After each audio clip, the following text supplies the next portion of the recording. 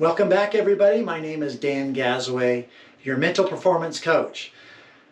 Today I just got off the phone with a friend of mine whose son plays tennis, and we were having a conversation and he said, you know, Dan, he was doing really good the whole tournament and he messed up on a couple of shots. He was still going to win, but he let that get to his head and everything fell apart. He got into his own head. Now, how often do we hear that?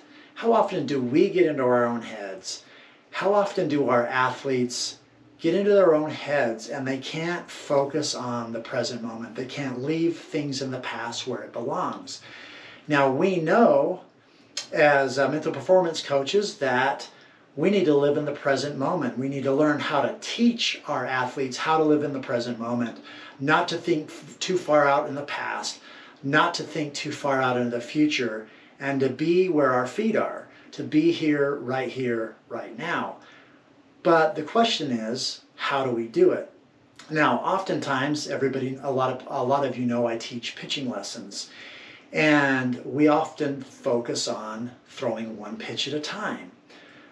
We often talk about that. You can't let your last pitch affect this pitch right here, right now. Regardless of how good or bad your last pitch is, it's already in the past. You have to leave it behind, and you need to have the skills to live in the present moment.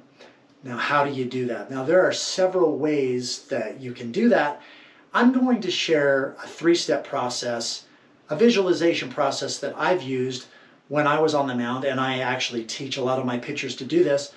But you need to find your own. As an athlete, you need to find what your own process is. This is just one of many ways you can do that. The first thing I want to do is I want to visualize myself throwing with proper mechanics. That's what I did. I see the camera up here looking down, and I shared this in another video, but of where the camera angle is. But we need to figure out where that camera angle is for us. Some of my students see the camera right in front of them. Some of it right behind them as they're throwing this way. But once you visualize yourself throwing mechanically, perfectly mechanically, again, when you're first starting out, it might take a while to find, to visualize your whole throwing motion. But after a while, you do this so many times that it takes a split second.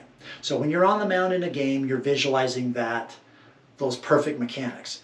The second thing I would see is myself throwing the ball exactly where I wanted it to go, whether it was a curveball, outside corner, changeup, inside corner, fastball, wherever. I'm visualizing that ball going exactly where I want to go.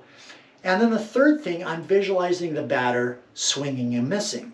Now, I went through this process every single time, and it was very helpful to me, one, to live in the present moment, and two, to keep my self-talk where it needed to be. Short, sweet, to the point, in the present moment. That's what we also need to focus on. But it also kept my mind occupied, and this is very important, occupied on the positive. Because it's so easy for our minds to go to the negative when we're playing any sport. I missed the last one. You're thinking about the past. What if I do? You're thinking about the what ifs. What if I do this? What if I hit the batter? It's a bases loaded, full count. I hope I don't hit the batter. I hope I strike him out. Even though that's a positive thing, you can't live out of hope. You need to pitch with confidence or perform in confidence, whatever sport you're playing. So I like that process. My invitation to you is to find out what process works for you.